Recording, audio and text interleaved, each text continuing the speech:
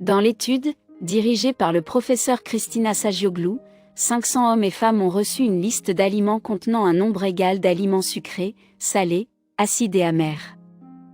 On leur a demandé d'évaluer les aliments, y compris le gâteau au chocolat, le bacon, le vinaigre et les radis, sur une échelle de 6 points allant de « je n'aime pas fortement » à « j'aime fortement ».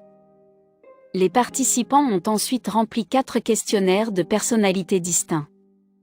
Les participants ont fait mesurer leur niveau d'agressivité. Au départ, on leur a demandé d'évaluer des énoncés comme « si j'ai assez de provocation, je pourrais frapper quelqu'un ».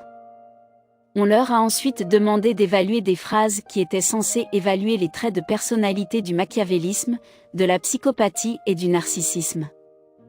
Ensuite, on a posé à ceux qui ont participé à l'étude des questions sur le Big 5, les dimensions personnelles de l'extraversion, de l'amabilité, de la conscience et de la stabilité émotionnelle. En dernier lieu, ils ont dû compléter l'évaluation globale des tendances sadiques, qui est censée évaluer les tendances vers le sadisme quotidien. Une expérience similaire impliquant 450 personnes a confirmé les résultats. L'étude, publiée dans la revue Appétite, a trouvé. Les préférences gustatives amères générales ont émergé comme un indicateur solide du machiavélisme, de la psychopathie, du narcissisme et du sadisme quotidien.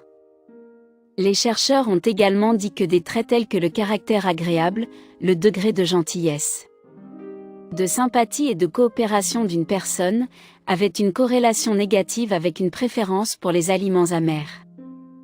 Le docteur Sagioglou a déclaré que la consommation d'aliments au goût amer peut être comparée à un tour de montagne russe où les gens aiment les choses qui suscitent la peur, conclut-il.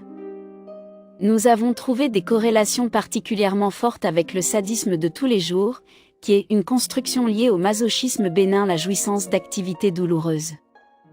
Bien que la raison derrière cela n'est pas claire, une théorie est que les aliments amers dans la nature étaient généralement toxiques. Alors que la plupart d'entre nous ne voudraient pas ingérer quelque chose de potentiellement mortel, les psychopathes ont été légèrement excités par la possibilité du danger.